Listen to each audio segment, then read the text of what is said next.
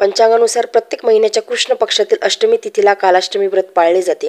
कालाष्टमीला भगवान शिवाचा रुद्र अवतार असलेल्या कालभैरवाची पूजा केली जाते. जे लोक कालभैरवाची विधीपूर्वक पूजा करतात त्यांना कालभैरवाचा आशीर्वाद प्राप्त होतो. सर्व मनोकामना पूर्ण होतात.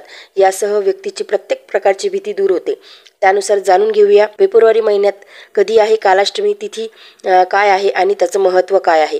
मी अर्चना स्वागत करते आहे तुमचं आपल्या नमो संभवामी या चॅनलमध्ये. व्हिडिओ शेवटपर्यंत नक्की बघा. व्हिडिओ जर तुम्हाला आवडला तर व्हिडिओ लाईक करा. चॅनलवरती नवीन असेल तर चॅनलला सबस्क्राईब करा आणि बेल आयकॉनला देखील प्रेस करा, जेणेकरून नवीन व्हिडिओचं नोटिफिकेशन तुमच्यापर्यंत पोहोचू शकेल. हिंदू धर्मात प्रत्येक सण, व्रत, उत्सवाचे महत्त्व आहे. पंचांगानुसार प्रत्येक महिन्याच्या कृष्ण पक्षातील अष्टमी तिथीला कालाष्टमी व्रत पाळले जाते. कालाष्टमीच्या दिवशी भगवान शिवाचे रुद्ररूप असलेल्या कालभैरवाची पूजा केली जाते. कालभैरव भक्तांना लवकर प्रसन्न होतात. वर्षभरामध्ये 12 कालाष्टमी येतात. कालाष्टमीच्या दिवशी कालभैरवांच्या पूजेसोबतच महादेवांना अभिषेक करण्यालाही विशेष महत्त्व आहे. तुमच्या जवळपास कुठे महादेवाचं मंदिर असेल तर तिथे जाऊन महादेवांना नक्की अभिषेक करा आणि या दिवशी दुर्गेची पूजा करण्याचाही नियम आहे. मंदिरात जाणे शक्य नसेल तर आपल्या घरातील महादेवाच्या पिंडीला देखील आपण अभिषेक करू शकतो. कालाष्टमी व्रत केल्याने कालभैरवच नाही तर शिवशंकर देखील प्रसन्न होतात. कलियुगात कालभैरवाची उपासना तात्काळ फळ देणारी आहे. धार्मिक ग्रंथानुसार श्रद्धापूर्वक कालभैरवाची उपासना केल्यास आयुष्यातील विघ्ने दूर होतात. पंचांगानुसार पौष महिन्याच्या कृष्ण पक्षाची कालाष्टमी 2 फेब्रुवारी 2024 रोजी आहे.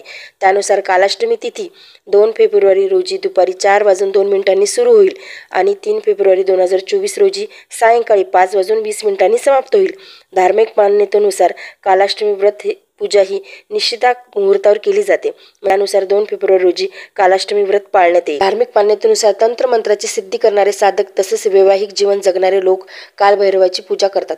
पंचांगानुसार कालाष्टमीच्या दिवशी निशित मुहूर्तावर कालभैरवाची पूजा केली जाते. त्यानुसार 2 फेब्रुवारीला कालाष्टमी व्रत केले जाईल. कालभैरवाची पूजा निशित कालात केली जाते. त्यानुसार कालभैरव पूजेचा शुभ मुहूर्त रात्री 12:08 ते पहाटे 1:01 राहील.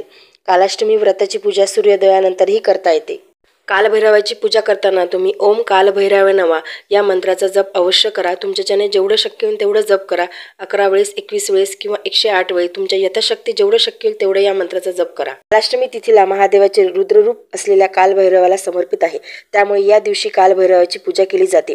धार्मिक मान्यतेनुसार जो व्यक्ती कालाष्टमीच्या दिवशी पूजा आणि उपवास करतो त्याला कालभैरवाची कृपा प्राप्त होते. त्याचे सर्व पाप आणि दुःखांपासून मुक्ती होते. ज्या लोकांना रात्री भीतीदायक स्वप्न पडतात त्यांनी कालाष्टमीच्या दिवशी उपवास करून पूजा केल्याने त्यांना या समस्येपासून मुक्ती मिळते. कालाष्टमीच्या दिवशी सकाळी लवकर उठून स्नान करून देवासमोर दिवा लावावा आणि आपली मनातील इच्छा देवाला सांगावी आणि त्यानंतर जिलेबीचा नैवेद्य भगवंताला दाखवावा. असे केल्यामुळे कालभैरव आपल्याला प्रसन्न होतात आणि आपल्या इच्छा पूर्ण करतात.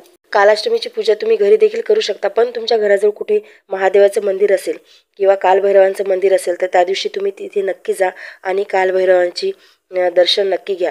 कालाष्टमीच्या दिवशी कालभैरवाच्या मंदिरामध्ये जर तुम्ही कापूर आणि काजल दान केलं तरी हे खूप शुभ मानले जाते आणि असे केल्यामुळे तुमच्या जीवनातील सगळे दुःख दूर होतात आणि तुमच्या जीवनामध्ये काही आर्थिक अडचणी असतील, धनासंबंधी काही अडचणी असतील तर कालाष्टमीच्या दिवशी कालभैरवाच्या मंदिरामध्ये जाऊन कालभैरवांना सिंदूर आणि चमेलीचं तेल अर्पण करावं.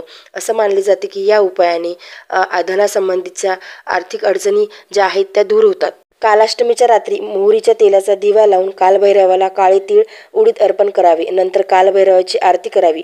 काळ्या कुत्र्याला गुळ पोळीचा नैवेद्य द्यावा. कालाष्टमीच्या दिवशी तुमच्याजवळ जर कालभैरवाचं मंदिर नसेल तर तुम्ही महादेवाच्या मंदिरातही जा आणि तिथे महादेवांना अभिषेक नक्की करा.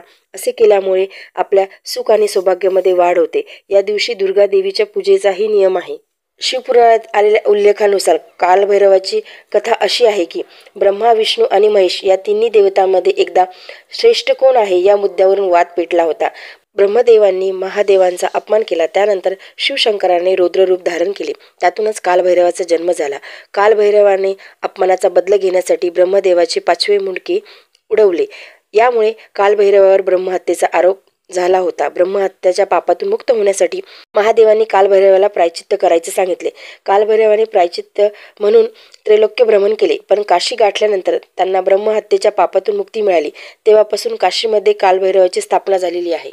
व्हिडिओ शेवटपर्यंत बघितल्याबद्दल तुम्हा सर्वांचे आभार. व्हिडिओ जर तुम्हाला आवडला असेल तर व्हिडिओ लाईक करा. चॅनलवरती नवीन असेल तर चॅनलला सबस्क्राईब करा आणि बेल आयकॉनला देखील प्रेस करा, जेणेकरून नवीन व्हिडिओचं नोटिफिकेशन तुमच्यापर्यंत पोहोचू शकेल. आणि हा व्हिडिओ इतरांना देखील शेअर करा, जेणेकरून त्यांनासुद्धा ही माहिती मिळू शकेल. धन्यवाद.